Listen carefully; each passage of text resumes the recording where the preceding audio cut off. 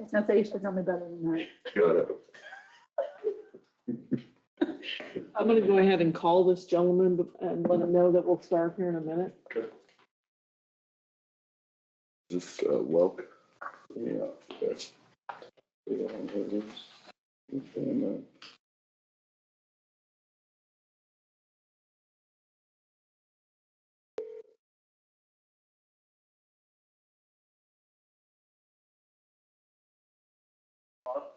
Hi, is this Scott? Yes. Hi, this is Janelle with Dickinson County. So we're about ready to start the County Commission study session. So I was just gonna let you know who you have in the room with you.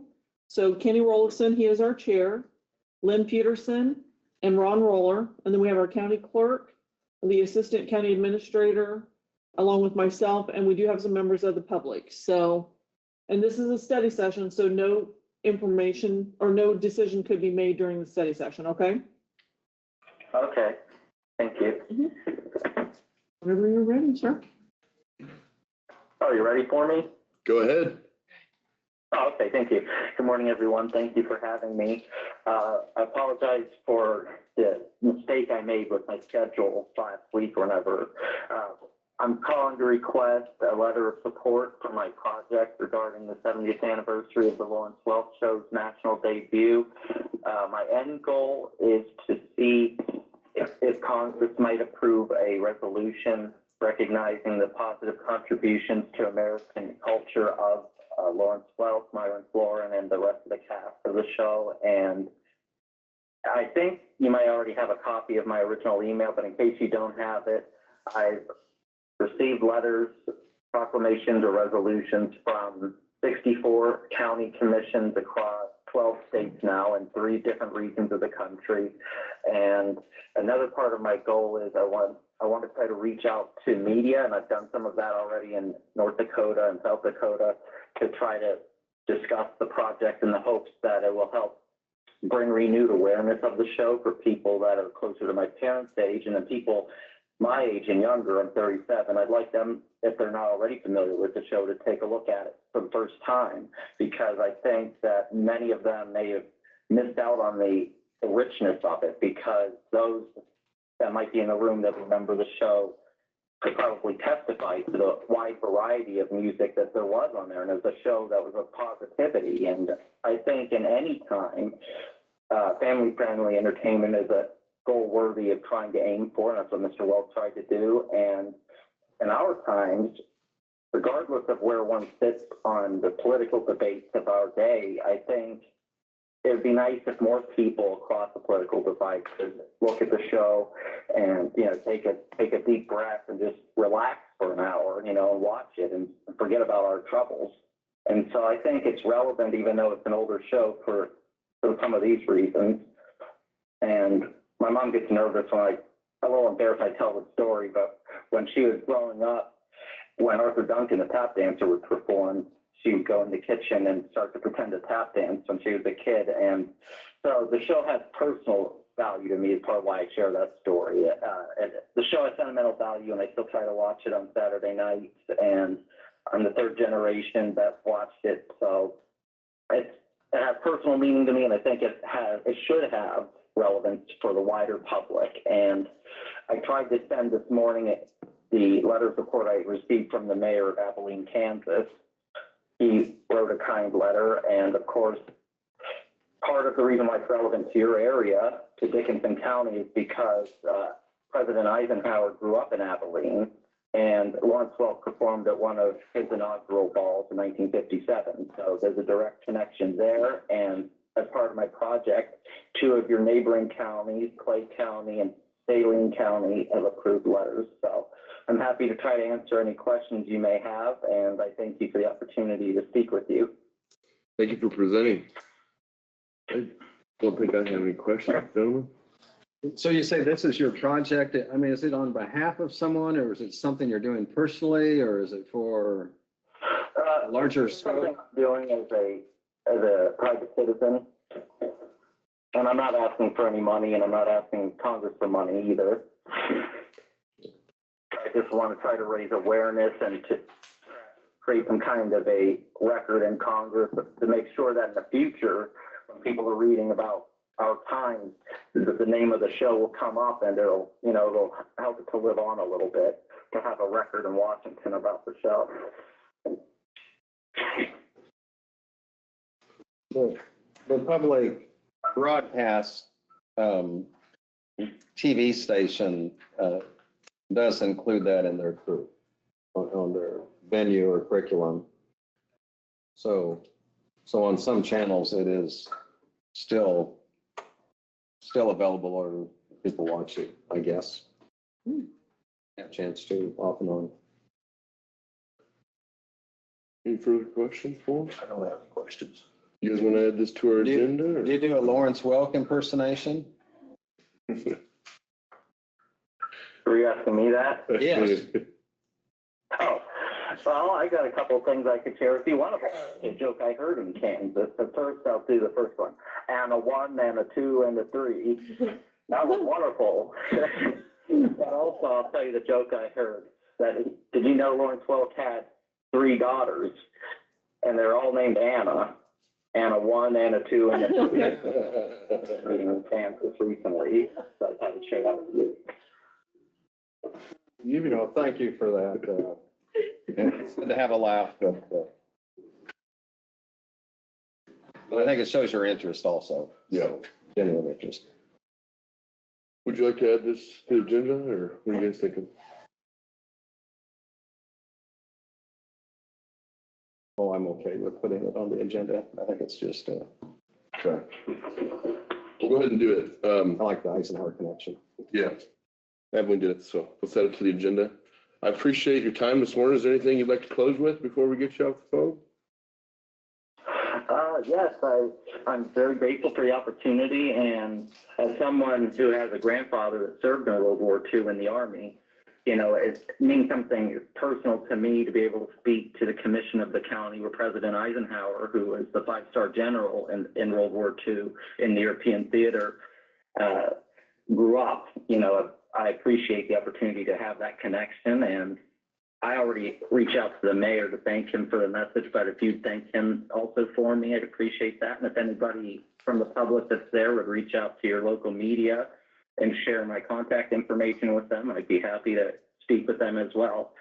But as I say, thank you for this, and I apologize again for the mistake I made on my schedule when I was supposed to speak with you a couple of weeks ago. That wasn't meant as any disrespect. That was just a mistake on my part. But I hope you all have a good day. No worries. No worries. Well, thank you for your time, and thank you for presenting this. I appreciate it. Thank you. I'll email the letter to you, Scott, once the commissioners have signed it. Okay, thank you, everyone. I Thank you. appreciate it. Bye.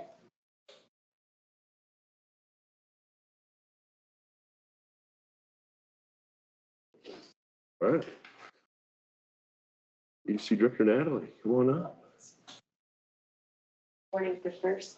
I want to thank you for the opportunity to serve Dickinson County. It has been a pleasure.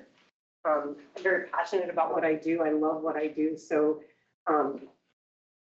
it's a joy for me to be here today and to do the work I'm doing. I see a lot of potential and opportunity in this county, and I hope that as I continue to work to learn the communities and to learn what's important to the citizens, that we're able to grow this county and make some improvements and do some things collaboratively together. So I'm really excited about that. Before you is a report of what I call my work stats. I keep this continually. I want you to have enough information, but there's still information that I keep very generic for those things that are private or confidential. So I did do a little bit of moonlighting in September, basically a couple ribbon cuttings and meetings that needed to happen, but I didn't work full time. It was just a few hours here, a few hours there. So technically most of this work occurred between October 1st and December 31st. So my first 90 days pretty much of being the CEO of Dickinson County Economic Development. Do you have any questions? I can just present that I helped 15 existing businesses. Some of those, as you see, there's numbers in parentheses. Those are touch points or meetings that I had with them or support that I provided maybe more than one time. So if there's a number beside their name, that's how many times I'd either met with them or reached out or gave them support of some form. Again, I worked with 12 new potential / new businesses. I met with 21 different government, community, local organizations in different forms and about different projects, different resources that I needed. Our office or myself hosted or partnered or worked on 12 different programs or events in those 3 months. I also personally attended 9 events that you can see listed there. I provided 10 different incentive applications across the county.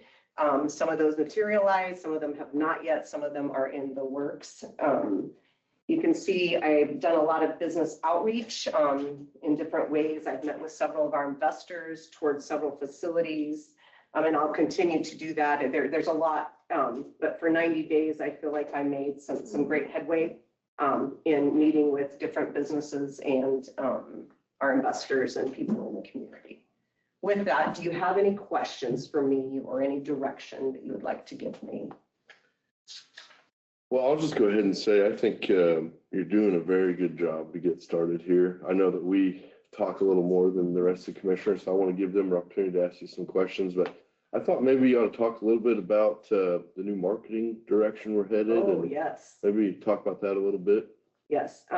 So one of the things that I found is we do a really good job of promoting Ike and that history and other things like the Greyhound Museum and the great train rides that we have and things like that. But we don't really tell the story of why you should live or open or run a business here. And so with that new direction, I feel that I've hired a full-time marketing director, and we're going to try and attract talent. We're going to work on a talent attraction plan to help fill some of the open positions. With that, obviously, a precursor is housing. So that's a big deal. We're working with several communities. I'll be working with each community to update their housing assessment so that we can market to the talent. Because again, if you need heads, you need beds, right, for them. So very important.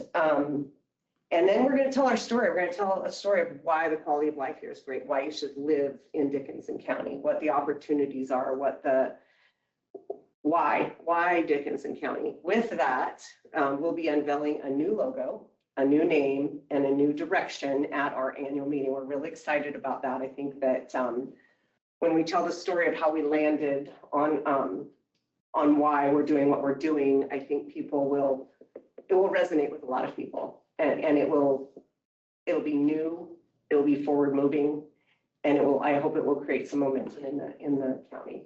So yes, so we're really working on that, and we're getting noticed. Our social media is finally picking up. I can't believe the calls that we're getting. I mean, people are reaching out now. I feel like we're maybe regaining some trust that was lost, and trying to.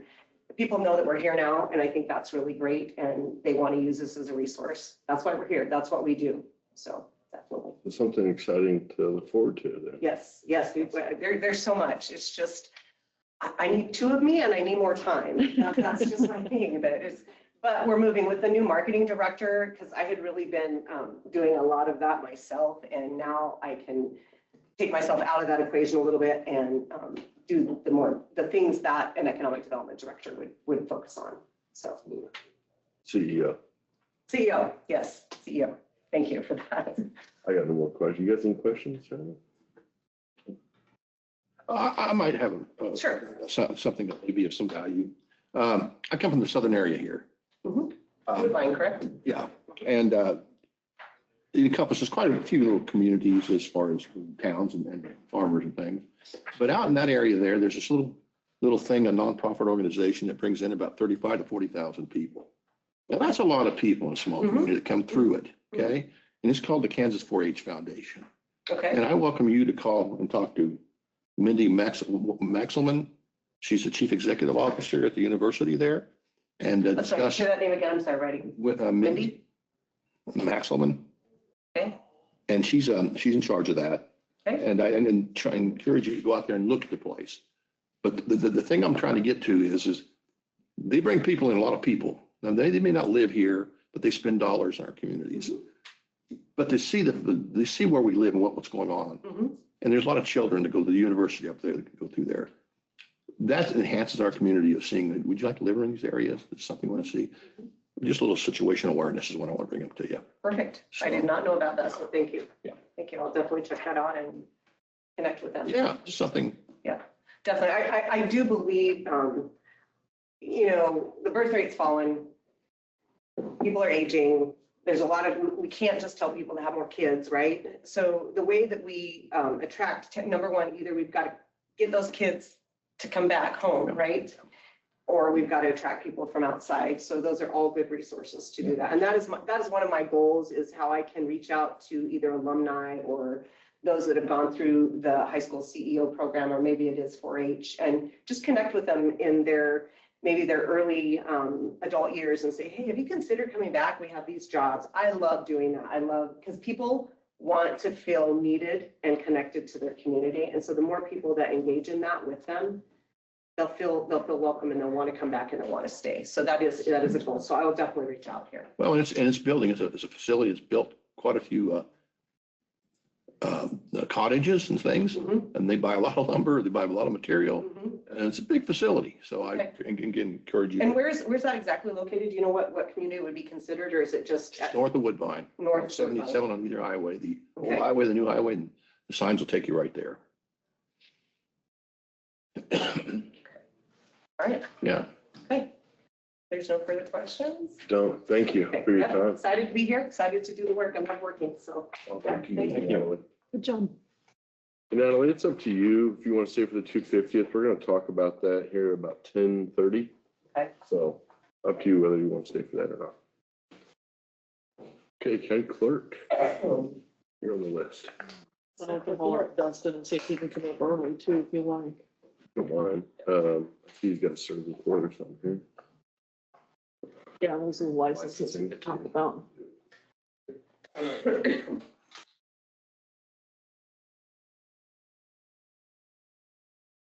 morning. Morning. So I was just going to give you some statistics that has happened through the clerk's office. And one, I gave you a written out one, what I'm going to read. You can hold on to it if you'd like. But in 2025, our office registered 299 new voters. We processed 209 transfers from other counties and made 1,192 updates to existing registrations. We managed 61 candidate filings for city and school elections, collected $1,220 in filing fees, and recorded 54 oaths. Additionally, we implemented new DS200 systems, as you're all aware, at 3 more polling locations, and we added the new poll pads at the voting locations. 3 elections were held last year. We had the Abilene special question election. It cost $13,904.18. We utilized 1 polling location with 23 poll workers. During the Abilene primary, we managed 1 polling location with 13 poll workers. It went down because we added the poll pads. We didn't need as many people. And that cost $12,130.49. At the general election, involved 9 polling locations, 47 poll workers, costing $23,653.09. Additionally, early voting and mail-in ballots were utilized at each election. Now moving on to fish and game sales. The year concluded with 48 boat registrations, an increase from 33 in 24. We had 11 boat renewals. That was down from 16 in 24. We had 70 fishing licenses, up from 68. 129 hunting licenses, which was down from 168, excuse me. Total gross sales was $7,361.35 compared to $7,975.73 in 2024. Out of those fees, the clerk collected $242.50. Now to budget notifications. We prepared and published 63 budgets internally. We received budgets from 22 additional entities and coordinated values and levies with 7 other counties.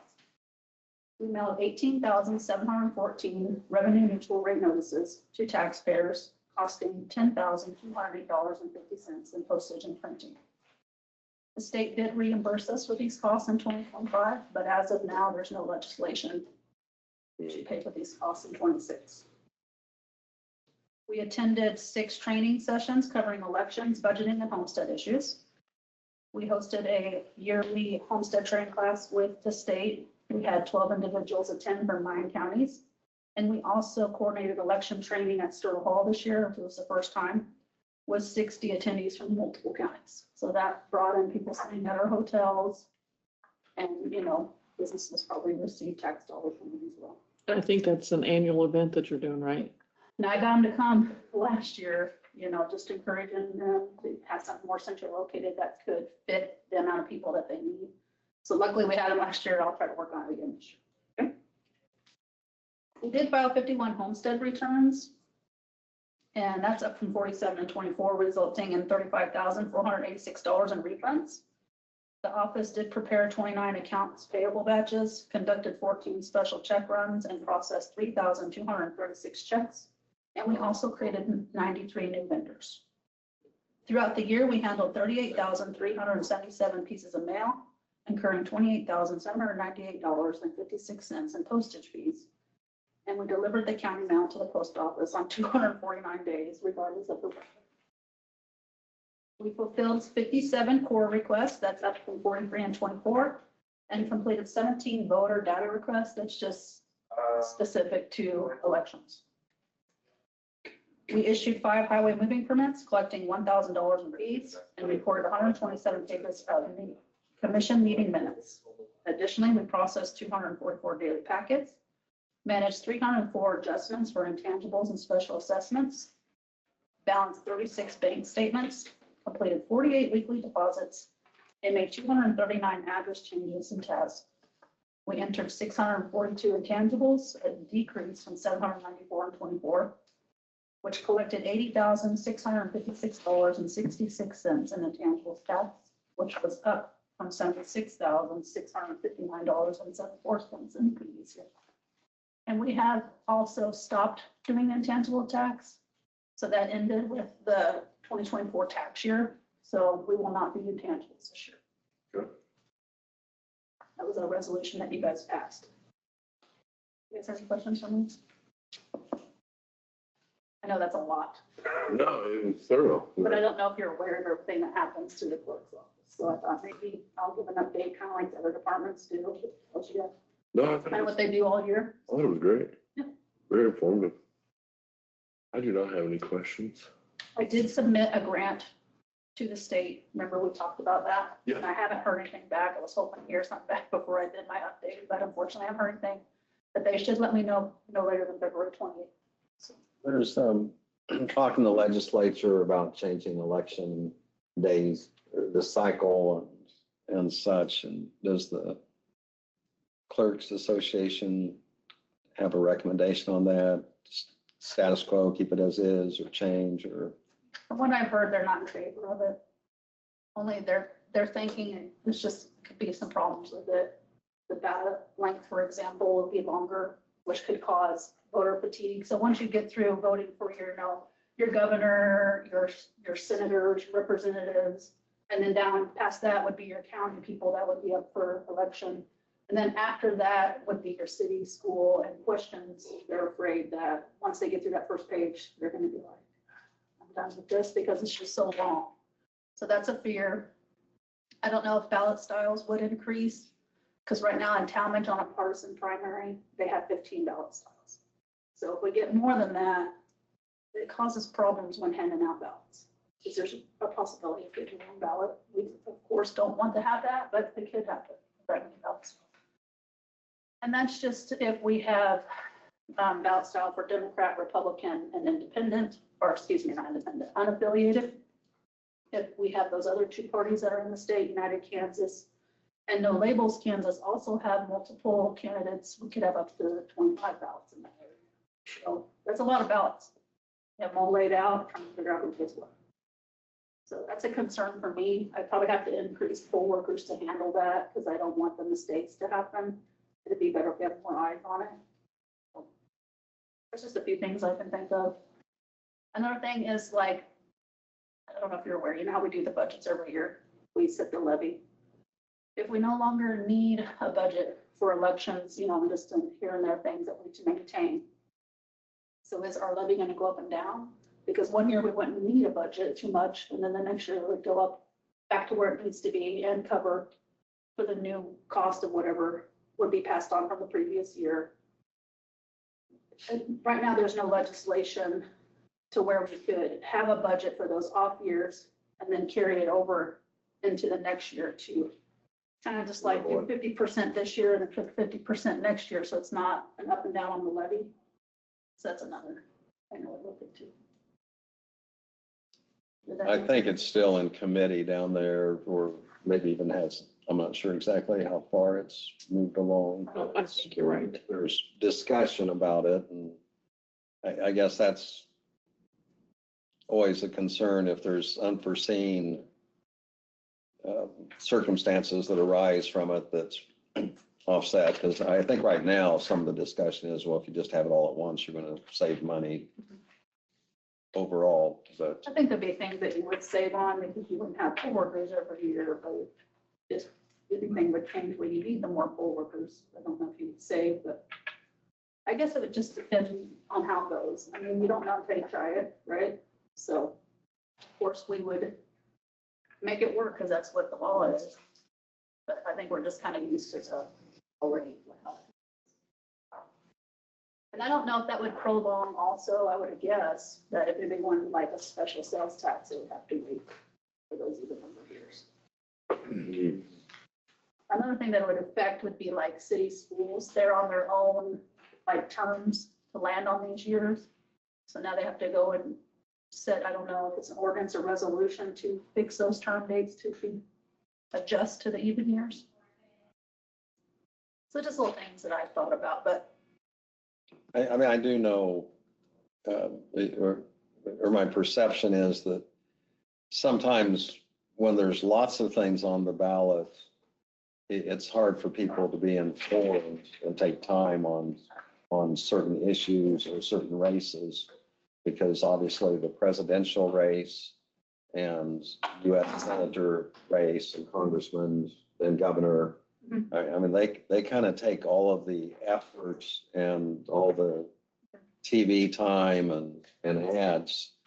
And so people are so much focused on that it's, and, you know, off and on, I'd get calls and someone would say, I just got a sample ballot and what's this, you know, extra question all about? And, yeah. and so there's some that you can tell they're trying to be informed when it's in the paper, but there's others that I wonder if they just walk in and all of a sudden they see it and you've got all this legalese description that it can be confusing. So Yeah. anyway, Could overwhelm, you never know. get it in Depends on the smaller person. parts. Yeah. Okay, Good questions. I don't have any questions. I thought it was, I thought you'd have the answers. No. Careful there. Yeah. I'm sure not everybody agrees with me or, you know, I think we all have different opinions. Well, it's just up for discussion. So it's- Yeah. The funding of that, doing that, like she said, Oh, okay. midnight, Yeah. you couldn't carry it. Yeah, well, I mean, if all of a sudden you have that piece, you know, that could actually push on their R if they keep that in place, just that alone.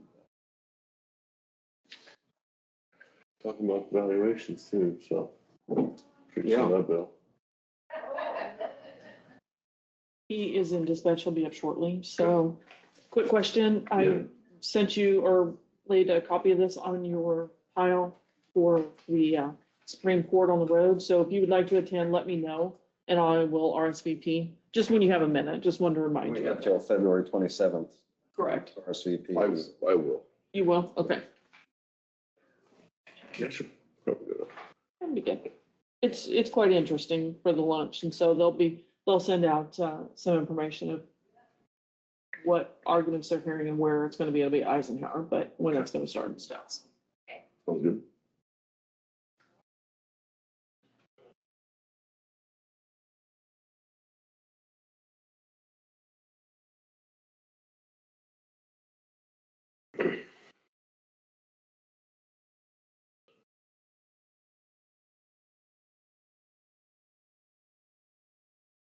Guess the Enterprise won't be here till 10:30 probably. Well, they were here. Was that then? So, yeah. You want to talk about the 250th? Well, Yeah, we can. so we met Natalie and Elizabeth and Julie and I provided you a copy of some guidelines for a grant program in your packet. So I don't know if you have questions about that or things that you want to bring up, what your thoughts would be for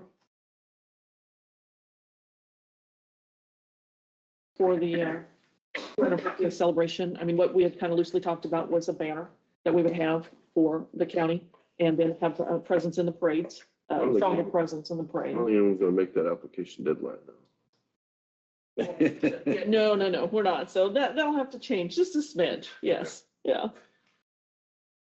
Anyway, sorry, I just. No, absolutely. Well, I guess this January was, 1st, this was sorry. drawn up back in the fall, Okay. is what I understand, and then I thought they would- they didn't necessarily revise it, they just showed their. Gotcha. Right, Good. right.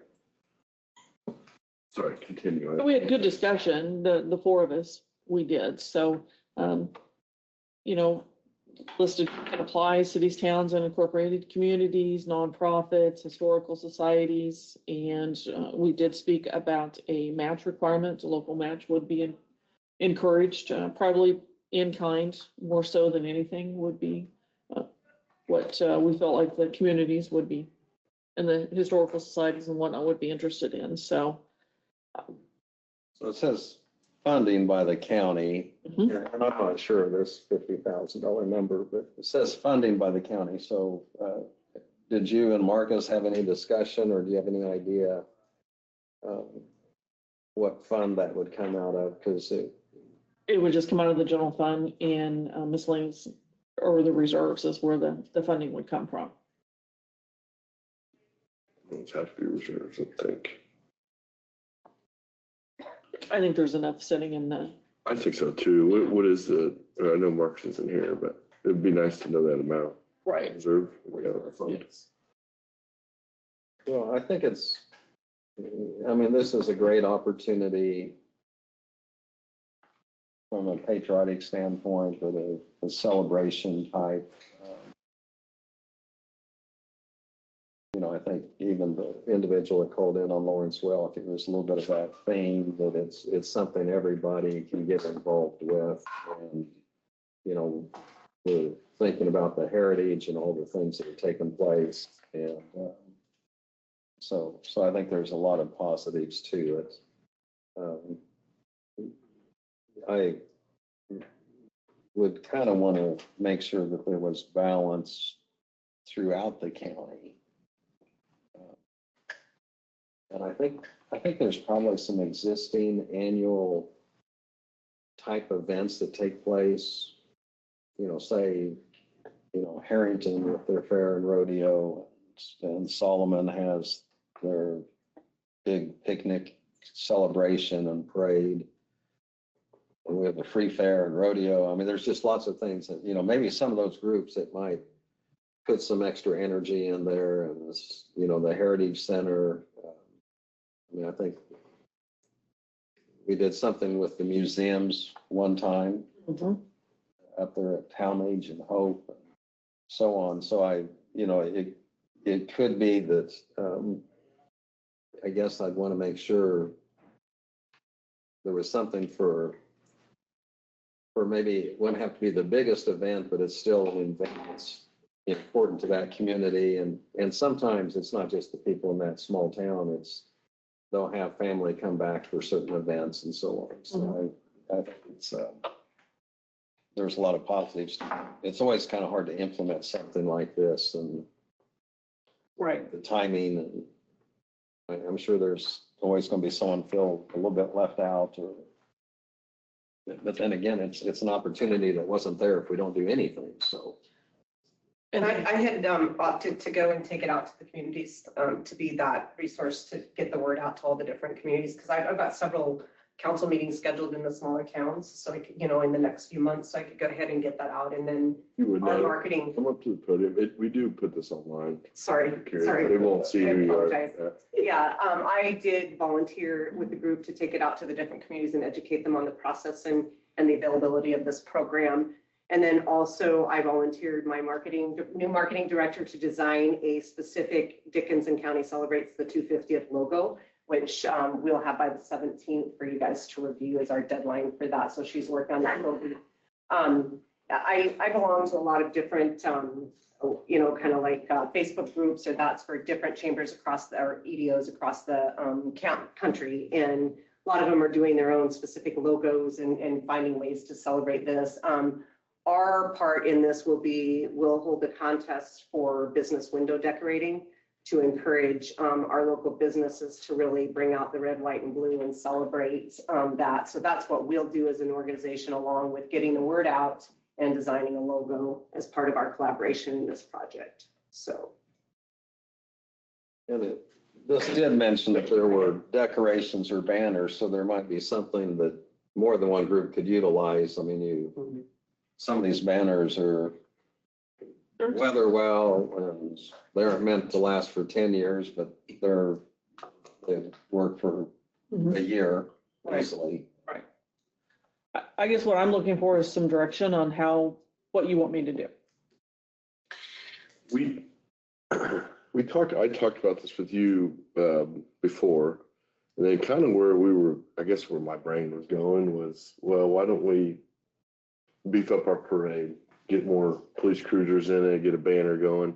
But I kind of need to know the pulse check of what the people want to see here. It's their money. At the end of the day, do they want us to throw a celebration? Is that something, is $50,000 warranted? Would be the next question I need to have. Like we said, we're gonna have to pull the money out of reserve, and that's all I would say. And I'm with you. How do we make sure everyone doesn't feel left out? I feel like I don't know. I guess I'd ask you guys that question. I know that I think it was Community Foundation and here, I guess they would be administering the program. Right. I don't know if that's, yeah. I think I don't know how to answer this correctly.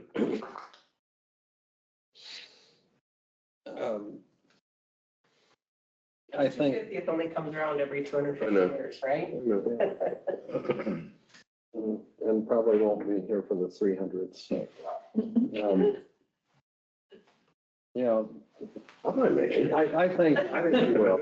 But I think it's maybe an opportunity for us to take a little bit of the lead on it and just put something positive out there. I think it's good for people to celebrate, and I think also it would help in the county if they could identify something tangible that, you know, this event or addition took place. And I think that helps with the marketing. I'm not thinking that groups that have events that it gets stale or anything, but I know probably year after year, they look for ways to put a little more punch into it and gain ground and not lose ground. And so I do wonder if 25,000 would be enough. Because cities could still step up on their own, and other groups and other communities. I mean, we aren't keeping them from doing something. I'm just thinking this is just more meant for a boost. What do you think, Ron? Whatever we can do to enhance our communities, especially during a celebration like this. And the thing we want to be careful of, though, is the money we spend. It takes a lot more money than we think. So I think we need to be optimistic about how much money we want to put into it. It's going to, it takes money. And it's not like it used to be where $5,000 or $10,000 to go very far. It doesn't go very far down. No, it doesn't. So let's be realistic about it, though. That's all I have to say. And so you're thinking more of that higher amount? I think so. I'm a little impartial on 4th of July, so.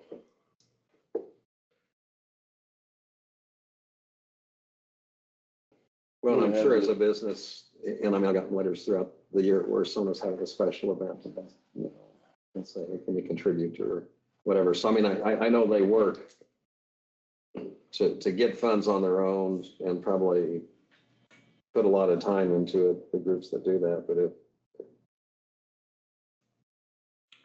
I mean, it kind of seems like we've got an agreement here. I think so It's just too. more of the dollar amount, and Here's what I'm I'm not doing. necessarily locked in on that other. Do you want to wait and put it on the agenda for next week? And that way, if anybody has any comments, they can do that. What I want to have happen is we need to redo this. Okay, So the dates are updated. can the do. New dates. Mhm. I think we changed the minimum. There was a couple other things that we had to adjust as well. Right. Get an updated program sheet here, or policy sheet, or whatever we're calling this. And then I would be open to hearing it next week if you gentlemen are. So why don't we Okay. do that? Add it to the agenda next week. Get us an updated version of this, and I don't think you need to come back in. And you're busy enough, Natalie. Or someone could. Yeah. Your marketing person said. I'm Are you okay? I'm really excited to, yeah, maybe we can have the logo by then. I'll see if she can up her game. We've That would be been cool. busy. That would be Maybe we'll really just have some designs for you, I think. You're on the clock. 1 week. Well, people like good news. I mean, I think it's positive and uplifting and That's kind of where I'm celebrating thinking our about it. heritage. It could be fun. Let's have some fun. It's always costs and money and everything going up with, I don't know. If we have an opportunity to have a little fun, I think we ought to try it. But it needs an opportunity to celebrate Yeah, and stuff. You know, this is all of us. So this is, you know, no matter where you come from. so living in you're America. too young probably, but or you might, but I mean, people remember what, 1976, when bicentennial year and events that happened. And, sometimes there are events like that that are kind of reference points. You remember, Mhm. what was going on, and if you're with family or other people or, whatever took place. But it also kind of makes you reflect on what a great nation we have. And, we've got a lot of challenges and things going on. And this is just, like you say, it's kind of having fun in a good way. All of our story. Okay, well, let's do that. We'll have it on agenda next week and Okay. get an updated policy sheet, I think, or Mhm. program sheet. How about that? You want to give her any direction on the dollar amount or? Why don't you make 2 of these, one for 25,000, one for 50? That way we can decide at the time what we want to do. And we can, you really don't need to do that. We can always scratch it out, put a different amount, but. I will. Could I just leave it blank? We'll leave it blank, and then we can. Now we're thinking. I think that would be better. yeah. I think so too. I like the bottom requirements though. I do Maybe. think those need to be outlined. Right. And we do have a maximum. Mhm. Community and, Mhm. some other guys. A match. I did like that. Are you going to be on the radio? I can be on the radio this next week. When? Well, Wednesday. one day, I think. Wednesdays is always Yeah. radio day. Yes, it doesn't. So it would be the following one, but we can It'd start. be nice if the public kind of was aware of some of the discussions, so if they had some feedback or thoughts on it. Gail's online, so we can ask her to say something about it too in the paper. That could be a good way. She put it, yeah, Mhm. put some out in the paper and see what we get back. Yeah, On the, where you talk about match, this budget would be to match this in communities, if they have to make an application to match, say if they wanted $5,000 match. Is that what this would be for the celebrations? these would be, this is, I'm reading it different. I'm reading it as a grant program. So we're gonna issue grants. But I don't, So the 25 or 50,000, Am I reading it right? that's not part of the match pot. it's not how I read I mean, it. I don't. see- Oh, match requirement, there is, yes. Then it's the local match for whoever applies for the grant, and they could match whatever they're asking for, anywhere from 500 to 2,500 for a small grant, small events, but a community project is 2,500 to 5,000 for larger efforts. They're asking for a local match, should be cash, in-kind donations, or volunteer hours. And then we can also tweak the larger grants could have a stronger match commitment, that's a I requirement. think she's probably gonna, Specific to the 250. Yes, Yeah. yes, only. Yeah, this is a one-time thing. there's a match. Well, it's encouraged, not required. Okay. Yeah. So this is probably more of a decision. Yes. Okay. So they may have so on a $5,000 project, they'll figure out that's what it's going to cost to have it take place. So But that maybe they would- 25 or 50 is. maybe they'd only get 2,500. Process. That's the funding for the grants. Okay. So maybe they'd only get For the grants. $2,500, but they would need to show that through That they put- volunteers and other donations. I believe with any grant program, people should have some sort of skin in the game. I think that's important, again. And then not only that, but this allows existing, events to go on without putting on a whole another one, because we're limited by volunteers in what capacity and even other funding. So this allows communities and business, or I guess, organizations to enhance what they're already doing this year, in conjunction with Dickinson County. I mean, that's, helping to promote the 250th. I think the language is fine then. Okay. Well, let's bring it up next week. I think I'd love for Gail to talk about the paper and see if we get any sort of feedback. That's her decision, but And I'll see if I can't bring at least some draft logos of something that you guys could look at. maybe on your visits throughout the week till next week, maybe ask some business leaders what they think. Sure. I'd love Sure. to know. So. Yeah. Okay. I think we beat this one down. Are you okay, Heather? Thank Thank you. Appreciate your time. Dustin, I think we got you next. Morning. Morning. Dustin Parks, I'm the Director for IT and GIS. So, good news, bad news situation with the servers. Seems like that's what I was talking about lately. Just a quick question, Janelle, do you want me to cover what we're pivoting or just the server discussion? The Windows license. I think all that's on the agenda is the server licenses, so, but maybe just touch briefly on how it plays into Yeah. that. Okay. Yeah. So, the last time we brought this up, I had asked to wait because we were waiting to hear back from Lenovo on what any potential increased costs would be, because we pivoted away from our current management software to a different management software. That different management software, after we started it in discussion with Lenovo and a company called Scale Computing.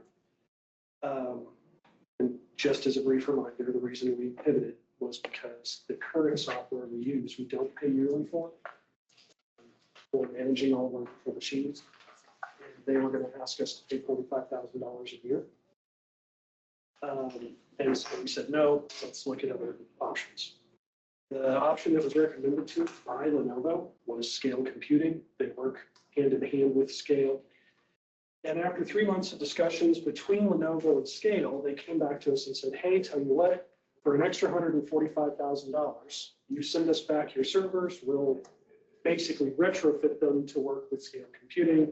And then Scale Computing said, and all for the low price of $60,000 over 5 years.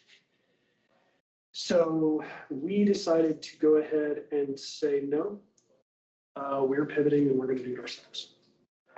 That means we're going to be learning how to do hypervisor, which is the Windows-based solution, but it's included with the Windows Server licensing that was already in the discussions. That prevents us from having to worry about yearly costs. That prevents us from having to worry about paying to increase server hardware beyond what we actually need, and allows it to be a little bit more flexible, because we're not going to be locked into a solution like we currently are with vSphere and like we would have been if we decided to go with Scale. I couldn't justify asking for another $200,000 just for management software that we haven't used. We would be learning that software anyways, so it just made sense. If we're going to learn a software, then we're going to learn how to set up servers under a new environment.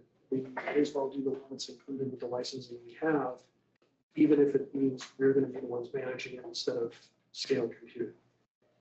That being said, the Windows Server licensing that we had asked about previously for $25,821.30, we do still need that licensing. The good news is that we don't have to pay any extra for that licensing, for it to include us to be able to do the server management.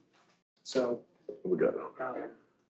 That's what's on the agenda today, is to review the Windows Server licensing cost. We already discussed it previously. We don't really have an option. That's one of those things that we just have to do. And we would have to do it regardless of the solution we decide to go with. So, Where are we, a quick question, where are we at in this project in terms of what you expected to spend and where we're at? so right now, the only increase is just server license. Server license. That's because we decided to pivot ourselves. Right, yeah. However, we're also going to be getting money back from Lenovo. I'm not sure how much. I'm guessing about $20,000, maybe a little more, because their services they didn't render that we paid for. The migration, the install, we prepaid for all that to get that better rate, and they didn't do it again. So my hope is that we'll be able to take that and just directly apply it to this. And the distributor we're working with, that's also their intent. We're just waiting for Lenovo to give them the okay, and I'm supposed to have that today as well. Okay. So with any luck, the actual increase actually still fits within the approved budget. But See what happens. worst case scenario, the increase is this. Regardless, we gotta have servers. We gotta have people to operate them. So, but the other side of the good news is that means we're still, because we're going to maintain licensing with our current servers, even though they won't be in warranty, we'll still be able to make use of them. So we're going to be able to use those to house backups, to make our backups faster, to not have to worry about if we're doing a backup, the servers people are using go slower. So we'll be able to actually increase our Should infrastructure. help performance a little Yeah. bit. Sure. And we're going to migrate everything we have over to the Windows side for server management as well. And it's going to be a pain to learn because it's Windows, but it is. When- Windows. And when we get this project finalized, do you feel we are in a good situation here at the county with our servers and how we're operating them? And So, yeah, I I feel feel like like we we are. are. I know. I just want to make sure that we're spending money to help, I guess is really what I'm asking. I feel like we're in a good case situation right now. It could be better, but most of what we have is kind of home taught, and, you know, we did it on the fly as we could. And so this is going to be the first time that we're really able to build from the ground up and not having to be reactive. So we'll be able to put ourselves in a better situation moving forward. And if we're able to maintain the existing servers, that puts us in even better footing so that we have redundancy, more redundancy than we have. So I think when this is actually all said and done, It's downtime. yes. Yeah.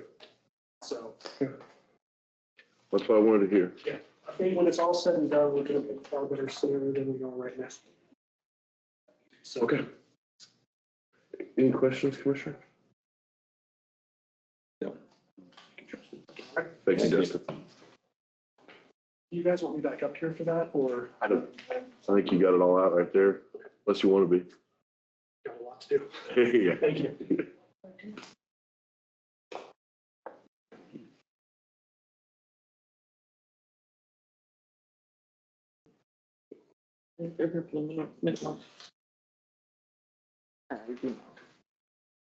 Good morning. Good morning.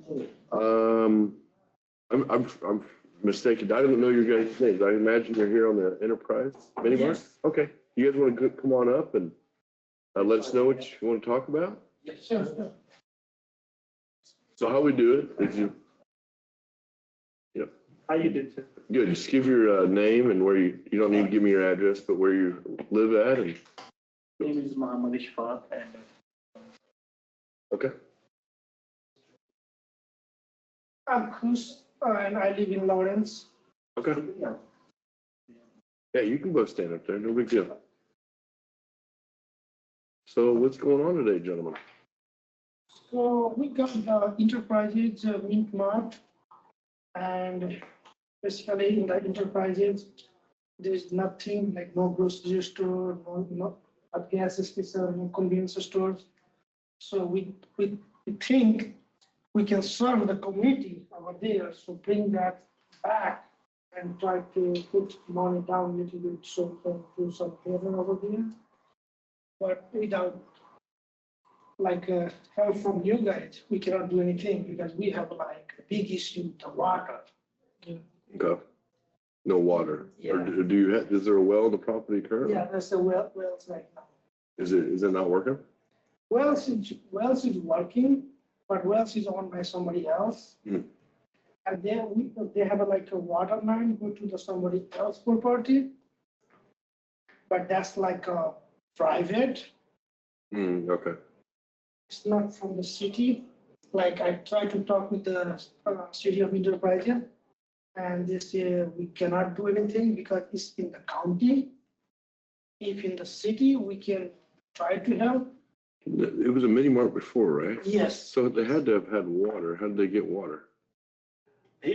Split that property, so part of that property, the people still live Oh. on. It's right. Okay. And the And he, camper. then he, And then Owns there's that a mini lot. mart on its own now, so I don't know if they kept the well. And the map's don't right know. up here, so I don't know if that. Is that what happened when you guys bought it? Did the owners keep the well? The Yeah, water? they keep the wells, but we have a sign so we can use it, the wells, but the wells water you cannot drink, you cannot do anything, that's the problem, like in the fountain, like coffee, we try to like, let's.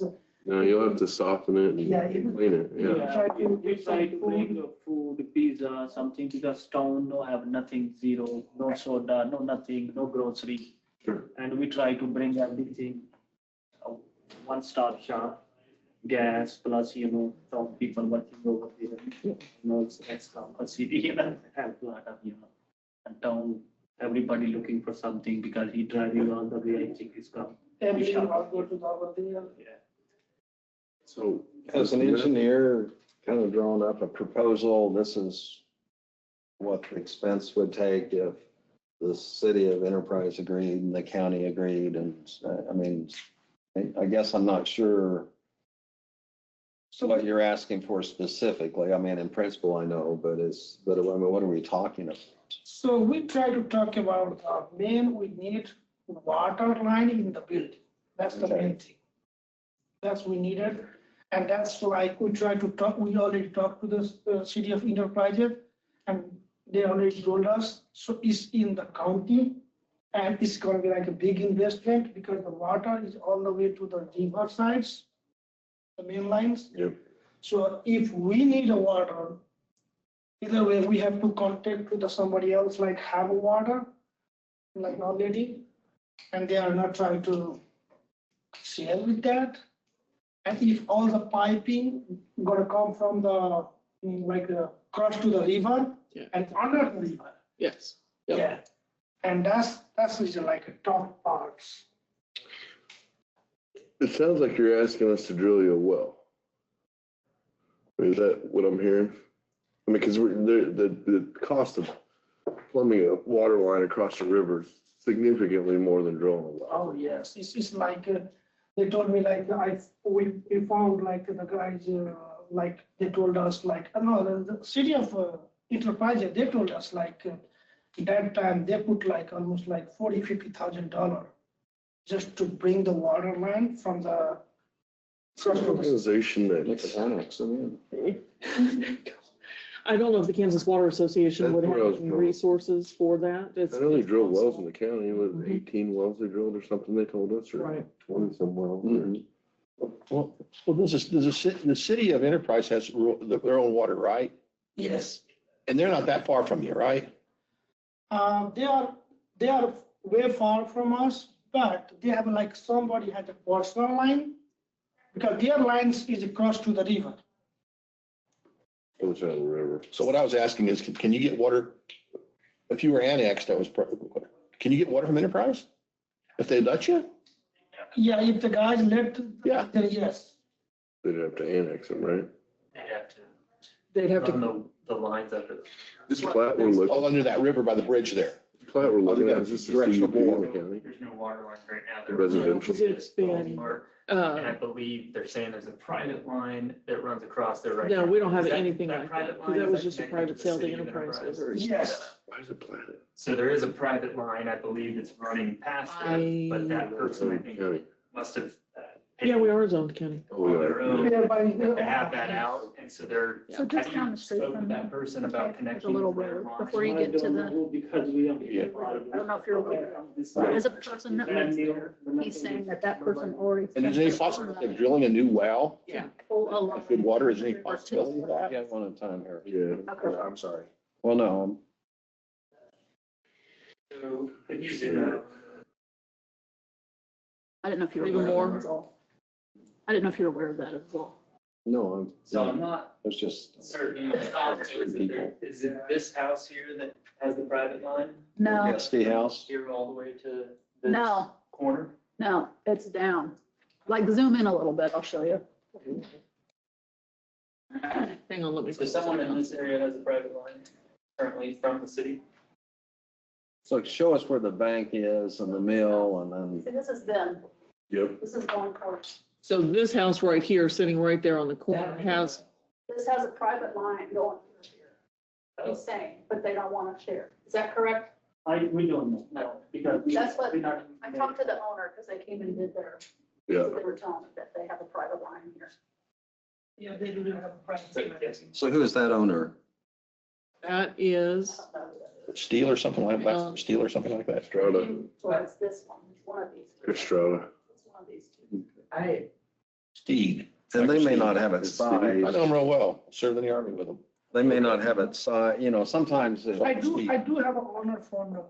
Yeah, I know the guy real well. sometimes when you extend It's one of those two. utilities, like it's a housing development or something like that, I mean, they size it so they can add on to it and, Mhm. so the pressure, it's always tough when it's at the end. The last one. I'm not trying to run away here, I'll be honest. I mean, it's not our business to drill wells. Or That negotiate. is very common to be in the county and you kind of know you need to drill your own well unless there's rural water available. For example, where I live, there's no rural water. I have to have my own well. I have to have my own softener, my own reverse osmosis to clean it. I got nitrates and calcium in it, can't drink it. But that's all needed. I just paid for all that, in fact, to get that done. And some do, they'll bring in bottled water Being bottled, but I mean, For obviously for their- business. it's for not- drinking and for mix the coffee or so on. Yeah, if it, And I know that's expensive. yeah, this.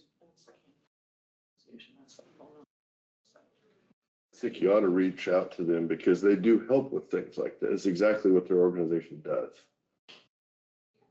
But that's not gonna get you clean water. They're not gonna pay for that. You're still gonna have to pay to clean your water. Purification system. And honestly, that's probably around $2,000-$2,500 is what that's gonna cost The you. other thing we are worried about, if we get the wells, let's say if we get the wells, if we put the wells, I mean, so we have already wells, we can use the wells, but the problem, you cannot solve like for the eating thing, like a coffee, fountain, like. That's what I'm saying. You can clean the water. You can filter the water to make it drinkable. I think the state of Kansas, they're not gonna allow us. KDHE will not allow you. They're not gonna allow it for the business. For the personal, yes. For the business, there's no way they're gonna allow. As it is, I know that's so far. Okay. But for personal, yes, you can use it. For business, because there's too many people come, so they know that parts. So that's what. I think what they're telling you is pulling it out of the water and drinking it is not allowed. Is what they're telling you. If you go get a filtration system and have them test it, then they'll determine whether they can drink that water. That's how it works on my business. Okay, I mean, we want. They're taking the sample you're giving them and they're saying you can't drink this. That's fact. I agree with you. You can't drink most of the water out of the ground here. It's high in nitrates, extremely high in calcium. It's not good for a lot of things. So, but that's where I'm trying to go with you. You can filter the water. You can clean it. It's not polluted or radiated. It's not like unfilterable. The previous owner, like Carla and her husband, we talked about a little bit. Like her husband was the mayor of the enterprises, Mhm. previous mayor. So they told us like, yeah, if you guys like just like hand wash, things like that, it's okay with this. Yeah. At its current state. I couldn't agree more with you. Yeah. We deal with the same thing at the company, my family, Abilene Machine, high in nitrates. We got cattle farms around us. High in nitrates and calcium. It's not good water to drink, but when you put it through a softener and a reverse osmosis, it comes out clean water. Drinkable for humans and any other consumption. But where I'm really trying to go with this is I think you need to call the Rural Water Association and start there.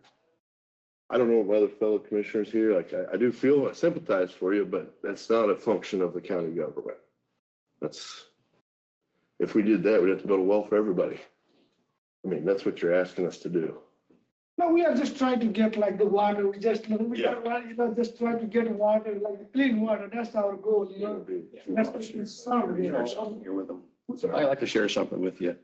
I don't have the phone number, but the Marysville Commodities Exchange Office had the same problem. River involved line, they couldn't get water when the state wouldn't allow it. Through the aerospace industries, they were able to take what they're using outer space, their waste, and completely clear the state of Kansas's licenses. They put a system in to do that. So there is a system that will do that for you. You'll have to look into that. But completely, frankly, could take your waste and you can drink it when you're done with it. So I'm not trying to be, how do you want to say it, crazy, but it's something to look into if that's a big problem. But if a small exchange office can do it, I'm thinking a convenience store should be able to do it. And the state of Kansas passed it. So that's just an idea. A little more work, research, but yeah. The Kansas Rural Office might have some information about it. That's really where I think you ought to go next, is the Rural Water Office. Water office. That number that I gave you. And they may know how a few others have solved that, because, Or they have some other options, like. but it's a little bit what Kenny had mentioned. I think the situation most people run into is they have to put their well, and that's probably a place you don't have to drill very deep for water. Yeah, we do have wells, we don't need Yeah. it, because we can use, But- we have a contract, so So- we can use it completely. And so then you have to be the ones to treat it. And you have to get some sort of a purification system to treat it. And different filters work different ways, and probably isn't practical. You know, Get an reason RO. we come over here, I think you give favor and to give water over there, spend money little bit for the city. Because town, we give business, we spend money over there. Mhm. People, definitely we, tax companies go city, not for like. In the county, it's not gonna, city told us, we are gonna be, yeah, that's not gonna go, it's out of the city line, it's in county. So that's okay, and they give like favor, they say like, if you guys get the line, things like that, we can give you the meter things, we can connect you without no fee.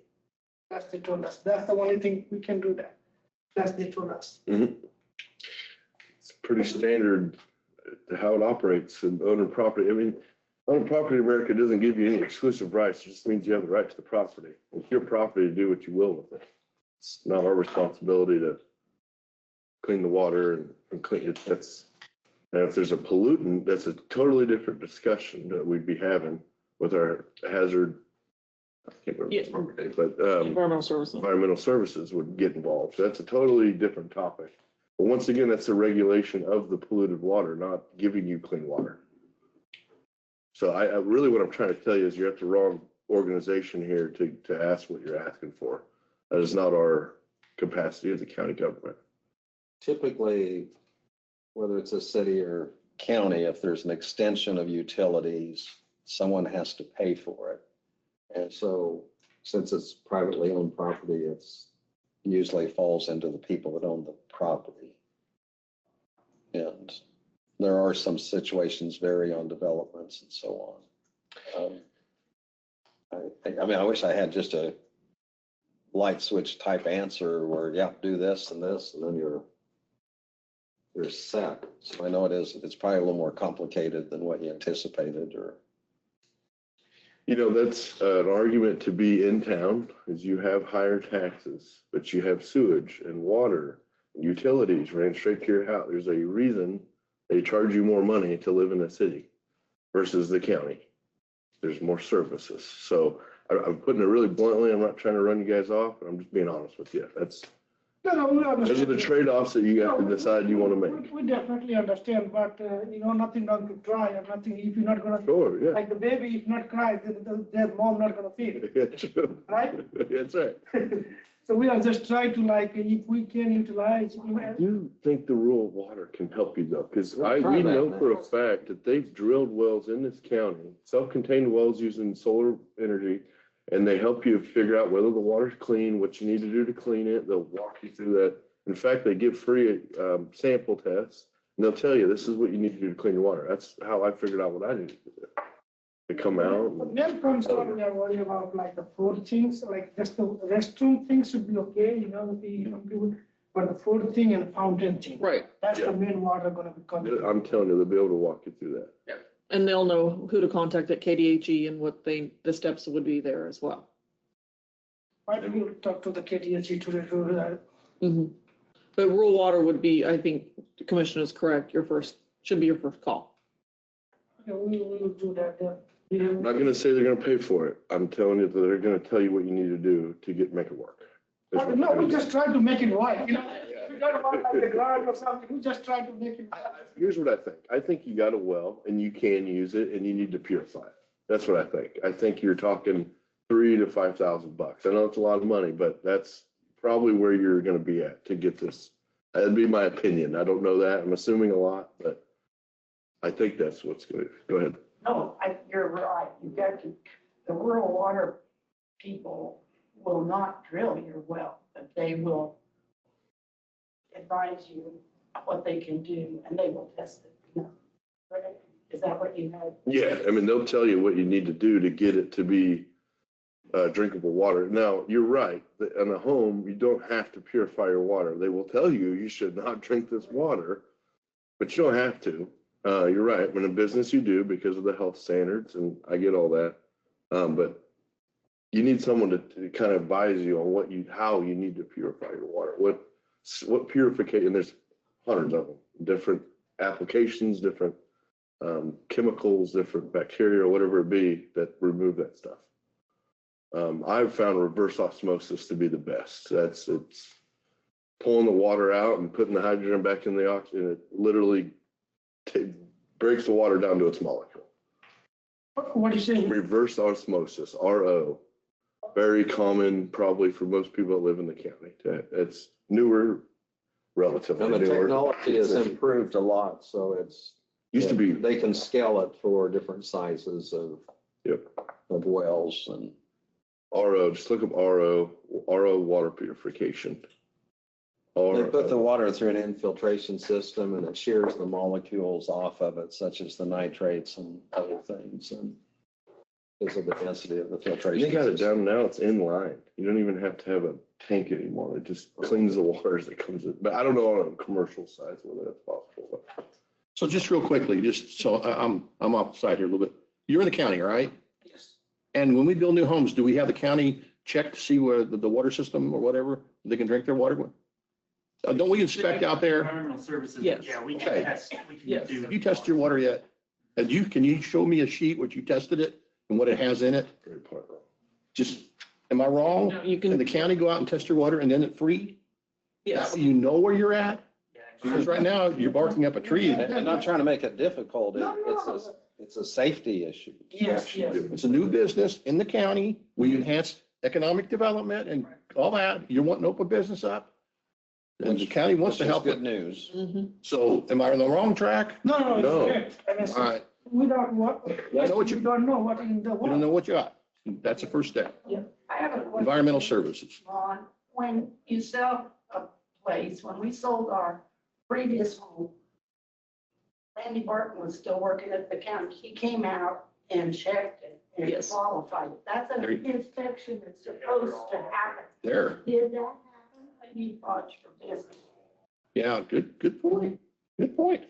And if it did, we were selling that, something happened in the inspection situation. You should have been aware before. Right. This is- I would agree with that. Do you remember, did anybody tell you to do that? We don't, we just, with our main goal, we don't want to be, people get sick, you know? No, yeah. That's What the- we're saying though is when you bought the property, you should probably, something was missed. You should have been made aware of the water Yeah, system. did anybody, Contract might be a different Before, trigger. no, this is first time.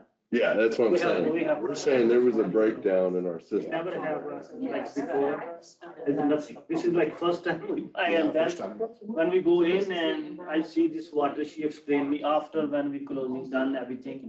She said, this is water and city water no have, I said, that's why I, start to come and, Where do we want to do that? So you own the property now, yeah, and it's titled to you. and Yeah. So it wasn't a.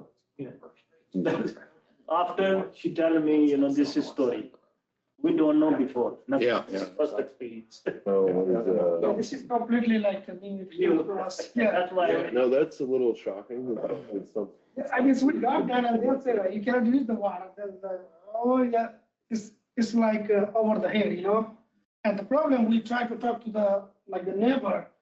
I think we don't know what's going to be happening to it. We have to just talk on the phone. We just say, hey, we need a favor.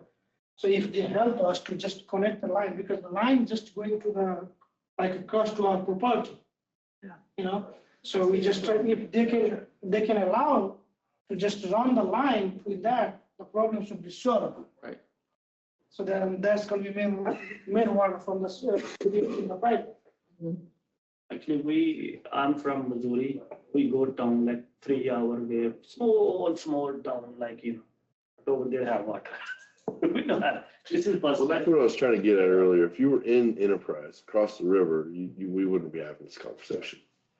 Because they provide the service of clean water, but you're not in the town. And so whether you knew this or not, buying into the county, I mean, there's a lot less restrictions on you, but it's all on you to run your property, take care of your property. I mean, nobody's gonna come help you.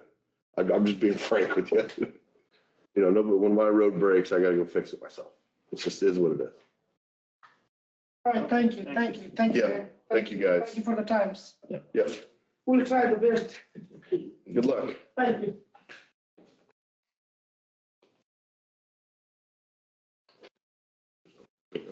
they wouldn't have an inspection and stuff. I'll double check with Martin. Honestly, I think Ron's on something there. Like, it just seems like that was a little, things weren't disclosed upon the buying. This isn't the first time. And I can't imagine it is. I think you're spot on there.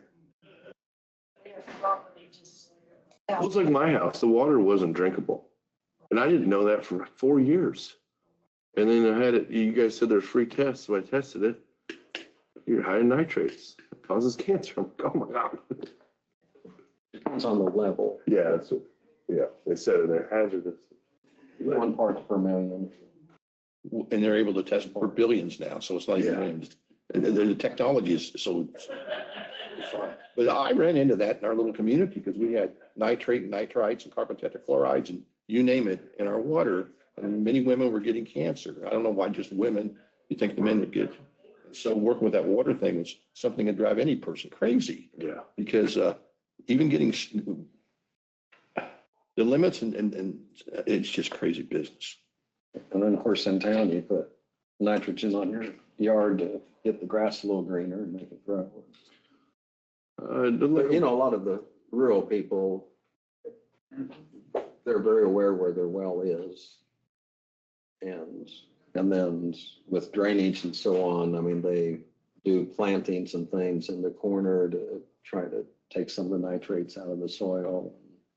And I mean, they're pretty protective of their wells. And it's not by chance, but you just kind of assume that everyone would know some of that. And then what we ran into when the city had the nitrate issue is some people had said, well, that was my grandfather's well, but it hadn't been tested in 20 years. And then we found wells abandoned and been taken care of properly. Well, Kenny and I had a discussion on that here a few weeks ago. Our old cisterns outside the farmhouses had the little buckets, and the water that was in those was water off the roof of our houses. Our houses had the old asbestos shingles on them. Am I right?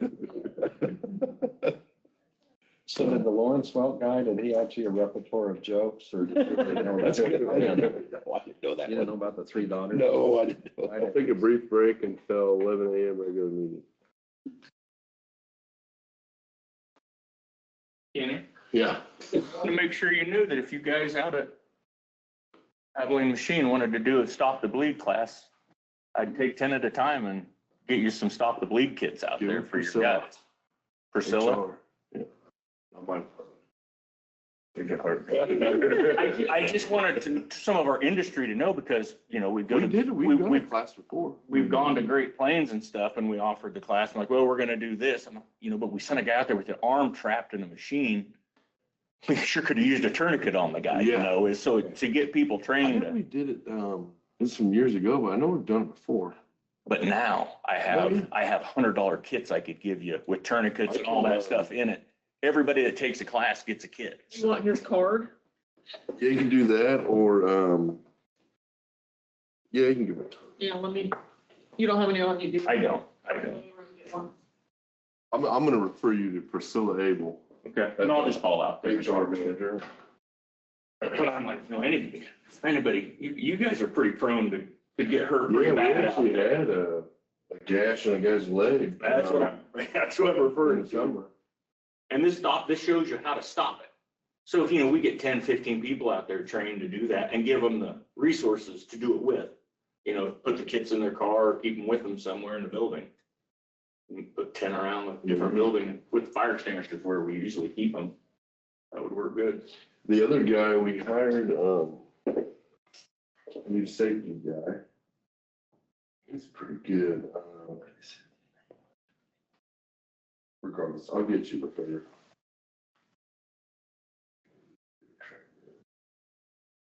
Did you know, tell you guys, Jay Hall turned his resignation in? I heard that. What a sad day. I heard that. He's going to work for, education, right? Just, he's in the same building in the Yeah. basement with that Kansas KN. Something like Oh, education, a- probably. Something. Yeah.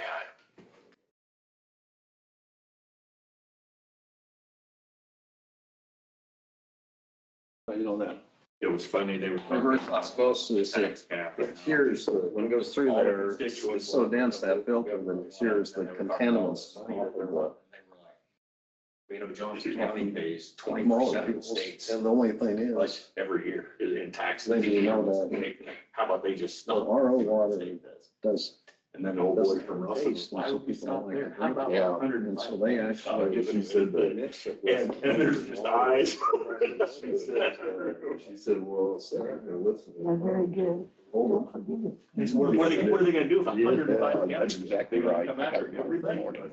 It's very. We got it in our head. Throw some tea in the harbor. Yeah, I totally forgot it. Well, I And that moment said, it's can't stand it. You're gonna say Lone Range, aren't you? Well, If you want to hear me, I'll do it, but I guarantee you, you'll be. That was. How the governments work. You know, they don't make money. I hesitated to do that. Home rule is a thing. They're having this conversation now, and then they passed the bill on Oh, yeah. what bathroom you can use now. Now you can't, a guy can't go into a girl's locker room legally now. But if you look on your driver's license, it says male, female, on your driver's license now. But now they're gonna make you put your gender on there. How you were born. You don't get picked, you put it on your driver's license. I never knew that was a. I just thought it was that. But it was. You could pick who you wanted to be on your driver's license. And girl. You're really good. And it would say female. But they're changing that, and they say it's gonna come close to a vote. Yeah, we heard they debated it all day. or whatever. All day, they filibustered back and forth and read scripts, and Did they ever, they passed it today, What? the bathroom bill. so passed it to go to the Senate? No, it passed, and now they're trying to pass, they're putting it on your driver's license. The gender you were born with on your driver's license is getting ready to get passed into law. And I'm like, why are we voting on common sense They're gonna stuff? lose their mind. Yeah, so you're on the highway, you've been out there all day long, haven't had to go to the restroom, all of a sudden you have to go, you gotta go. And you gotta get your driver's license out to find out what bathroom. No, you go to the bathroom you're supposed to, and it's busy, it's closed. But there's another one there sitting there, it's empty and happens to be the one. Where are you gonna go? And apparently. To jail is the answer to that, Ron. To jail is where you're gonna go. Yeah, you know what I'm saying? We're making complicated stuff. That's just, yeah. I agree with it. Boy, all the bit, I wish we'd spend more time figuring out how to make money. That's our big, you know what I'm saying? All of us need to be able to. But that was one of the key components, that there were filibusters going to bankrupt counties changing their bathrooms around. I'm like, we, do you not have Amazon where you're at? Because we could buy signs pretty cheap. Well, not that this is practical, but, you go to the case of the game or nothing more occupied. Jailer. Yeah, porta potties aren't getting. You go in. This is the boys' one and the girls' Need one. another one? Yeah. I said, yeah, we do, actually. Yes, we I do. said, you really want to move to Kansas? Well, that's another discussion. That'd be Go for all it. right. You can have it if you want. I'll, Or seen it happen. I'll just give it to Jerry and say, hey. I said, I'm pretty sure it's Rolling one by 25, 30. It's, well, and that's, it can happen because on the signs or the door, sometimes. That's when they're, that's probably their sergeant, but if she's, so yeah, probably not. For sure, seriously. Just depends on, yeah, years of experience and stuff, but yeah. Pretty good. She told me to make that stuff.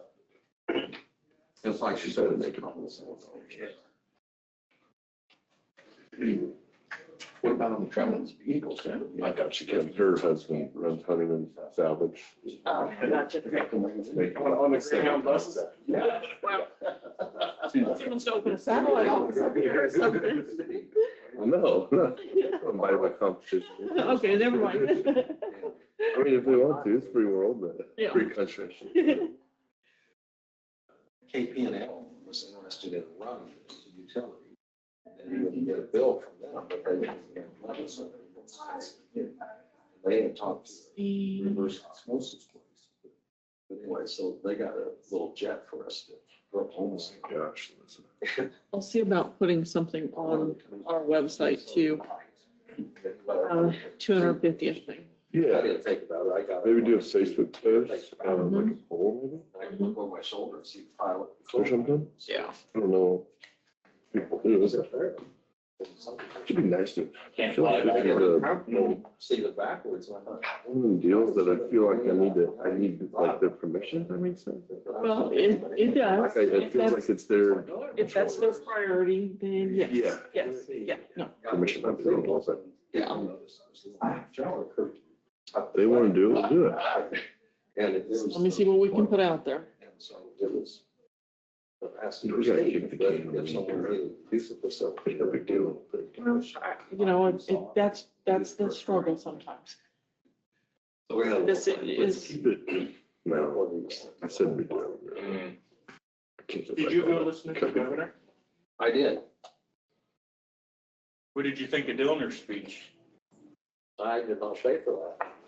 I thought he did really good. David Dillner got up. As much as I don't care for him, I had a comment, and he said that instead of being defensive on everything, playing defense, that we really need to move to offense and draft legislation and take it to them and work with them on that, so.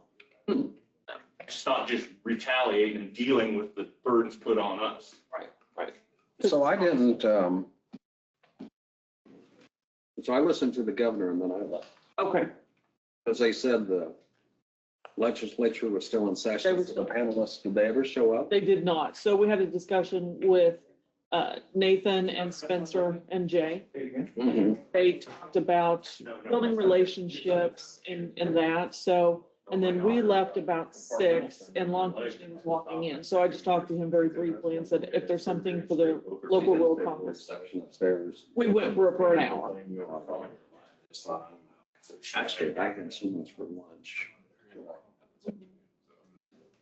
I couldn't go. Yeah, I was like, I don't need. I don't need. Did it for 8 years. Seemed like it was smaller. Reminder, you probably got those emails. I did not. So, I mean, I knew I was, but We should probably make that in So I our, think on somewhere in the introduction, or even at the beginning. And it's Kansas Day. what annual Kansas Day is it? How old are we? How old are we? So this is when we were founded, 1861. In this 1861, okay. Yeah, that's, they taught us that in school. Beginning of the Civil War. 1861 to 65. We kind of started it, too, didn't we? Ron was In a too, way, the boom in Kansas and all that. Yeah. We kind of kicked it off. Ron was too young to enlist. Yeah, yeah. But I have relatives that were in the Civil War. 164. Not living there. 165. Seconds. 2026. Yeah. 165. Yeah, I could do that. Very important day. My grandmother used to take it. My grandfather, Oh, yeah. Yeah. Tough times, folks. I call this meeting to order. If it all rise for the flag salute. I pledge allegiance to the flag of the United States of America and to the republic for which it stands, one nation, under God, indivisible, with liberty and justice for all. Thank you. Fellow Commissioner Lynn let me know, I didn't know this. It is Kansas Day today. Someone from the audience also brought it up, so. We're 165 years old.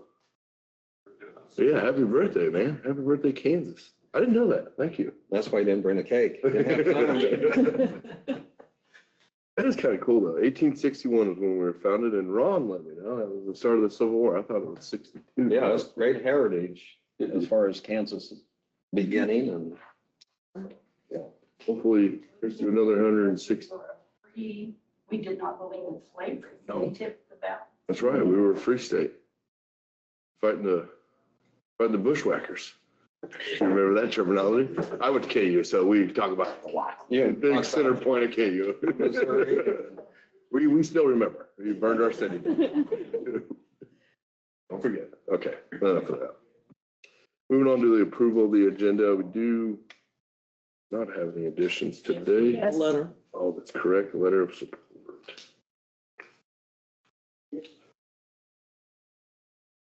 What's that called? Lawrence Wilk Show. There we go. Just a moment.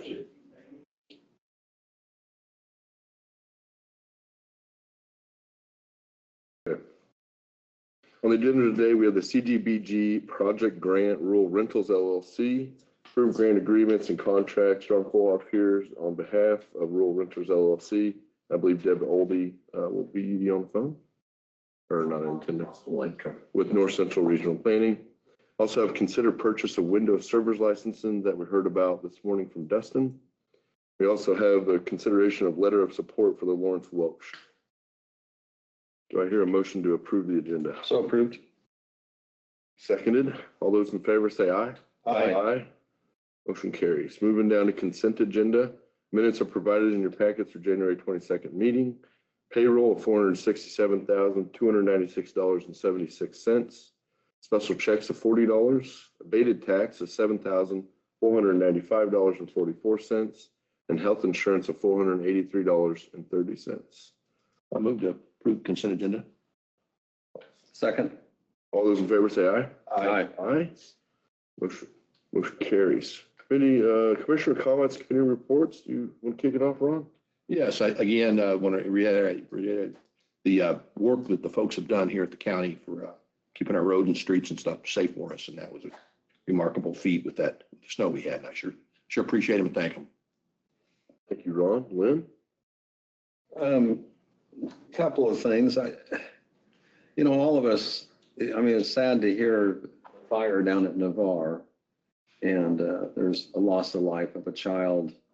But also I think of some of the first responders from the sheriff's department and the fire department, and they probably did things to put themselves in harm's way to do any possible rescue or any help they can.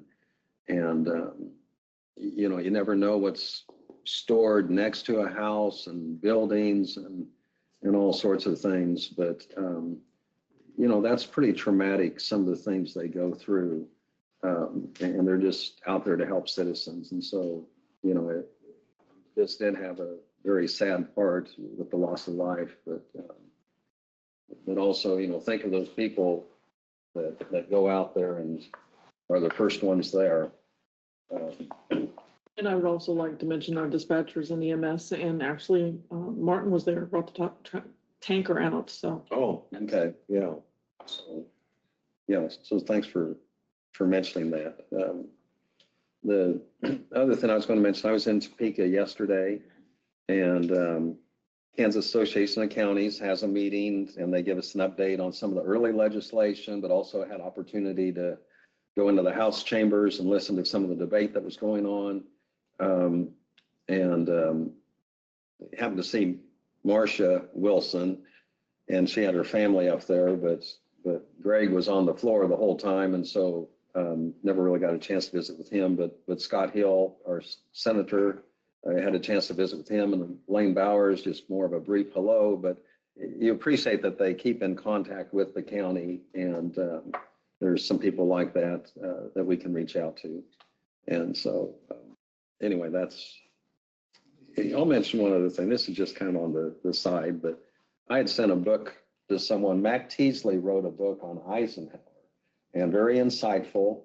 And I sent it to an individual, and they actually have Abilene connection. And the fellow's a retired attorney in his 80s and had met Eisenhower, but just mentioned how he enjoyed the book that Mac Teasley had written, and the type that he did, topical for every particular chapter and so on. So it's kind of nice to have that Eisenhower connection, but also someone here in our county, here in Abilene, that was the author of the book and wrote an interesting piece. And so, yeah, I'm sure it's still available on Amazon or from Mac Teasley. Give him a plug. So that's all I have. Thank you. You guys covered kind of everything I want to talk about. I'm sure we brought it up last week. It sounds like we are going to receive a grant. Can I talk about that from Jerry Moran's office for the amount of $750,000 to help pay for the radios? I just want to personally, sure we did this last week, but I want to thank Jerry Moran for that work. That's great. I love that like you said, that they're working together. They still have a contact with someone like Moran. I mean, he's, Yes. yeah. So I just want to go ahead and thank him for that. And And City of Abilene also received a grant that he had kind of worked through the legislature and in many other counties and communities. So, 14, I believe. that is greatly appreciated. So I just want to once again thank him on behalf of the county, on behalf of the Board of Commissioners and the administration, everybody here. So every little bit helps, and hope to work with him more in the future. That is all I have today. No petitions or proclamations. We'll go ahead and move to a period of public comments. We'll have County Administrator Janelle Dockendorf read the rules first. For the Open Meetings Act, KSA 75-4317 and 75-4318A, as the elected board, the county commission is not allowed to meet or make any decisions without posting the meeting. They are only allowed to act on items on the agenda which they set. During their regular meeting, the county commission may allow for public comments on items not listed on the approved agenda. It is at the discretion of the county commission if they allow comments on agenda items. If you wish to provide comments, please come forward to the podium and state your name and address. If you are online, raise your hand and we will unmute you. Please state your name and address. Each person may speak for 3 minutes. The allotted time will start after the speaker has given his or her name and address. Public comment shall be addressed to the county commission only and not to the speaker or the audience. Only the county commission will be permitted to ask the speaker questions. The public comment period is not a back and forth discussion with the county commission. You should make your views and input known to them, but it's not a time to ask them questions. You should not expect them to respond to your comments. Comments may express support or agreement with previous speakers, but in the interest of time, please do not repeat the same information. You may state something to the effect of your name and address and you agree with the previous speaker. It is important to maintain a respectful, non-threatening atmosphere for anyone who would like to speak. Please do not engage in such actions as cheering, booing, clapping, insults, threats, etc. Thank you. Give a brief moment for any comment. Okay, I don't think we got any today. Moving down to reports from county officers, going back to County Administrator John Dockendorf. Commissioners, as Ron had mentioned, the thank you, and I appreciate that, and I'll send that on to Martin. But the public works staff were out between 20 and 30 hours each during the winter storm, did an excellent job as usual. They cleared off all of our roads, we had a few little things. The dispatch received some calls during the winter weather for 4 accidents, 1 accident with minor injuries, 4 slide offs, and we did have a vehicle stuck. So I think we're pretty fortunate with that. County purchased diesel fuel. Robson came in at $2.7. Good Lord, I cannot speak today. 2.732. MKC 2.758. Petroleum fuels 2.81. Agri Trails 2.88. Sap Brothers no bid, so the low bid went to Robson. We used a lot of diesel this weekend. Staff has been attending the Eisenhower planning meetings, and as you noted, we attended the local government day yesterday. So it was a busy day, but I think it was very beneficial for us to be there. So, do you have any questions for me? No report from county councilor. He comes once a week during staff report. He is working on several different things. So, did he have anything to report at all? No. Okay. Notice of communication, County Clerk Jennifer Gittin. I don't have anything this week unless you guys do. I wasn't told of anything, so. Let's make it easy. All right. Well, we did receive that one invitation. We did. Today. Oh, good. You want to read that one? Well, go ahead. We got an invitation from the annual gala, and we'll let you know who plans on attending this for the Dickinson County Economic Development Corporation formally, and it will be unveiled to be driving Dickinson County at that gala. That is Saturday, February 21st at 5:30 p.m. at the Sand Springs venue. I think they've set up an awards recognition piece that they're going to do at that. You did. I'm remiss. So that's anyway, I think it'll be a great thing to celebrate and be there. Yeah, just to expand on that a little bit, I sit on the board. We're trying to do there some community awards like most improved employee, most valuable employee, stuff like that, to just bring some pride to everybody and recognize some of those folks that we think are doing a good job. What? Jennifer gave Marcus an award. Yeah, I received a trophy. So I can talk about Marcus. Very thankful for my coworkers. That should be fun then. I didn't want to cut off if you had more on the DKBC. No, I think this, I'll go ahead and say this. We haven't had a gala. I don't really know if we've ever had one. So I think this is very cognizant of what our organization is doing. I think we're getting back on track. I think we're serving the community a lot better. And this is kind of our way of thanking everybody and celebrating that fact. So I would hope as many people that can come do come, and it's going to be fun. So that's all. But not to cut Marcus off, because that was quite a deal. He was on the radio. What's going on there? He was on the radio, and Jennifer or Marcus, you can tag team on this. I'm not sure how she'll represent me, but yeah, if you want to take a chance, there's still on display right across from the clerk's office. There's a picture that they must have pulled off of KBI when I was on the radio at one point of me sitting in the chair, and a nice award called the Micey Award, which has a mouse on it, looking very strong. For most improved county employee of the year. I told them, and this is, I guess, could be my recognition right now, is if you set the bar real low, it's real easy. So that's kind of how we set those up. But no, they had some fun, and yeah, there's a nice trophy. I think Marcus had just kind of made a casual comment in there that, personally, he tries to make improvements and, sharpen the saw type thing.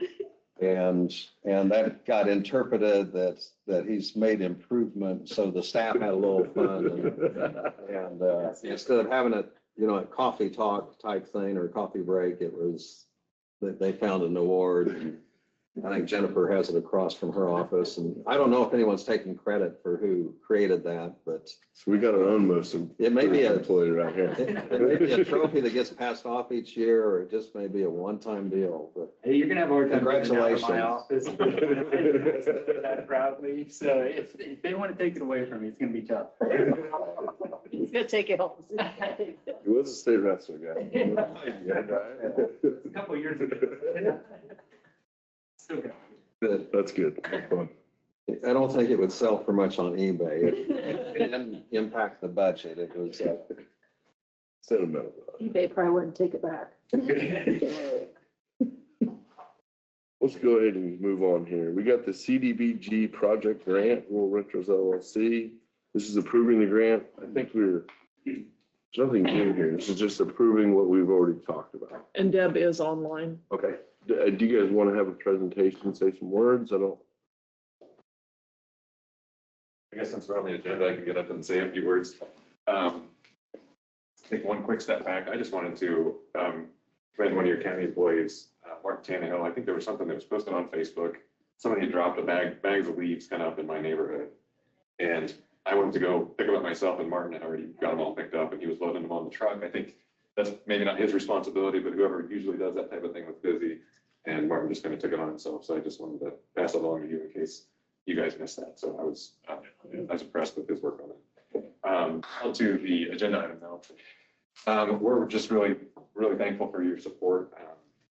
Frankly, this project doesn't happen without a lot of little pieces like this and big pieces like this coming together to make this project work. So this is going to be a really, really vital for the success of this project and should really give us a new face to the downtown as people enter the downtown from the south. So we're doing the north face too, but I think that it'll be kind of just an impressive view there right by the visitor center to kind of see the downtown and bring a little glory back to the downtown. So Sure. really appreciate all your help with this. Yeah. I'm excited.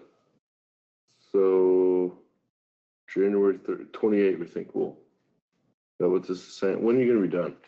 It's a fantastic question. We've hit all sorts of new and exciting hurdles kind of along the way. We kind of put everything on hold with this project. So the way this works, we can't do any other work that overlaps this without having the whole project require certain requirements attached to the whole project, which would basically make it not feasible.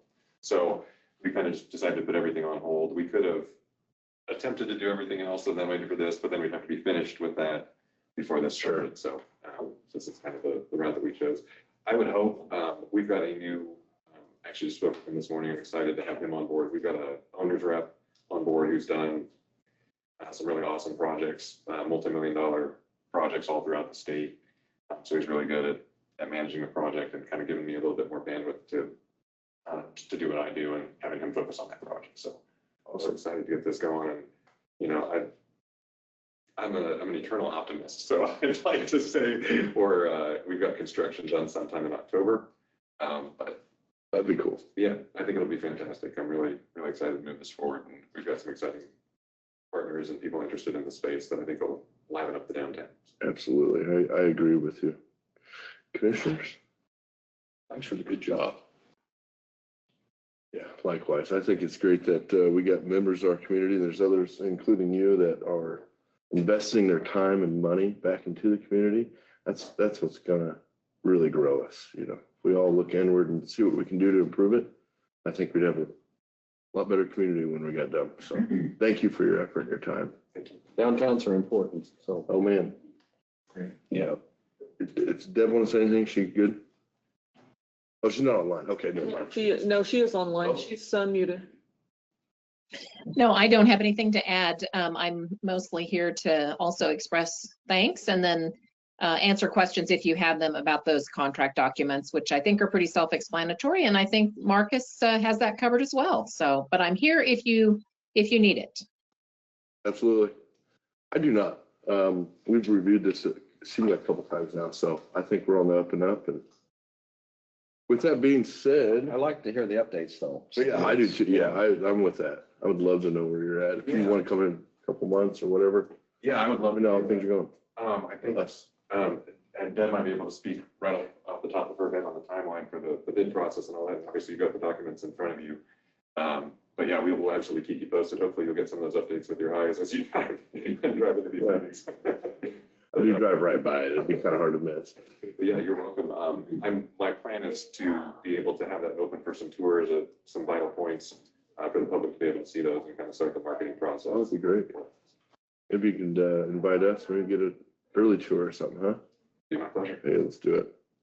Without further ado, I would entertain a motion to accept the CGBG project grant for Rural Rentals LLC and approve all grant agreements. So moved. Second it. Any discussion? All those in favor say aye. Aye. Motion carries. Congratulations. Look forward to your project. Thank you. That's gonna be great for downtown. We heard earlier today from Dustin, our IT director, and for the consideration to purchase a Windows Server licensing. I'm not going into much more detail than that. There's a lot to be said there, but we pivoted a little bit on the server updates. Some things have changed. I did ask him the question towards the end of the study. Did you think this was going to increase our overall projected project amount? It could. We don't think it will, but we're kind of in limbo. But it could potentially maybe sound like maybe $5,000. But at the end of the day, I just wanted to say this for Dustin. I think he's done a good job at keeping the cost where he wanted it to be. And I just want to extend the thanks from the commission for doing that. It's hard, and we understood if things change. But with that being said, I'm going to open it up to the floor for any discussion. If no discussion, I will motion to approve the purchase of Windows Server licenses for the amount of $25,821.30. Do I have a second? Second. All those in favor say aye. Aye. Motion carries. Thank you. Okay. No, do you need me to sign? Yeah. I didn't sound so well.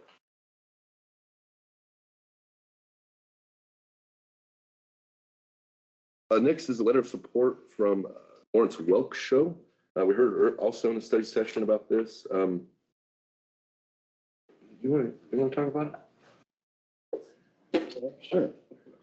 I'll be honest, I don't know. We did, of course, kind of depending on the age group, there's some people more familiar with Lawrence Welk than others, but it was a weekly show, musical, big band, vocalist, tap dancing, everything. But we have someone that on their own volition is trying to get national support and send letters of request to various counties to just honor the Lawrence Welk show and Lawrence Welk as part of the 250th anniversary of our nation.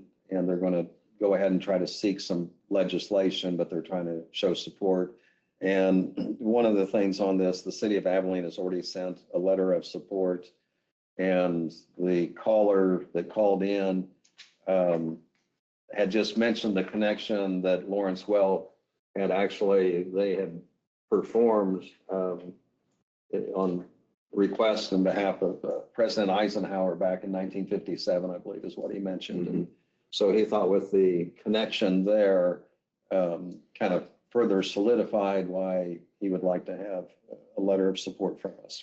So anyway, it's kind of nice when someone just individually tries to do something and expand it beyond the boundaries of the state and national and so on. So anyway, it's kind of a good news type thing. So I would go ahead and move that we, from the county, send a letter of support that he's requested for Lawrence Welk. I'll second that. Any more discussion?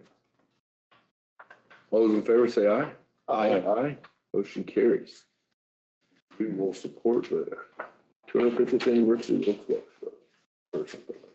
You want to segue that into just to tell a little bit that we'll have that on the agenda and Yeah, absolutely. So what Lynn brought me, is bringing up here is the 250th celebration. We're calling America 250 Community Grant Program. The idea behind this is the county would donate a set amount of money to be administered or given out as grants in the form of micro grants from $500 to $2,500, in the form of community projects from $2,500 to $5,000. The whole purpose of what we're trying to do here is to try to be a leader in the 250th celebration of America and just show that we can support the community here. We know things are tight. They're tight here too. But we think we could probably give some money to try to help with that and drive some pride for our country. It's 250 years old. We should been a rocky road a little bit, so we should celebrate that. And it's been a great road. So anyway, it's kind of from west to east. Well, I don't want to leave anyone out, but I mean Solomon, for example, Abilene, Chapman, Harrington, Woodbine, Enterprise. I mean all of the communities, Hope, have special events anyway, so this could be something that they could take advantage of, and perhaps there'd be some civic groups or other organizations that, if they qualify for the grant that's reviewed. But we just need to get more details and kind of get it if we a little bit more exacted. If we do end up approving it, what it sounds like what's being suggested anyways, that the Community Foundation in Dickinson County would actually administer this grant program. So you would actually apply for the grant through them, and then they would go through the application process, set up committees and so forth. But a match. Yep. And the big thing we asked them to do is this original program they gave us was a little outdated. We asked them to update that and bring it back next week, and so we can discuss it in our meeting next week. So we will have some discussions next week, probably in study session as well as in the meeting as well. So what I would ask from the community is your opinion. I was just talking to Janelle, probably, just across the table here. I was saying, I really feel like this is kind of something I feel like the people, if they want this, I think we ought to do it. I'd love to know where their opinion is on this. Is this something you guys find to be a good use of funds? And I do think it'd be fun. And I say that because I love 4th of July. So this kind of feels like that in a way. But so I'd love to, if you guys please email us, let us know. Just give us your opinion. What do you guys think? Should we do this or not? And we'll kind of go from there. Anything else, commissioners or Janelle? Motion to adjourn? So moved. Seconded. We are adjourned. Thank you all.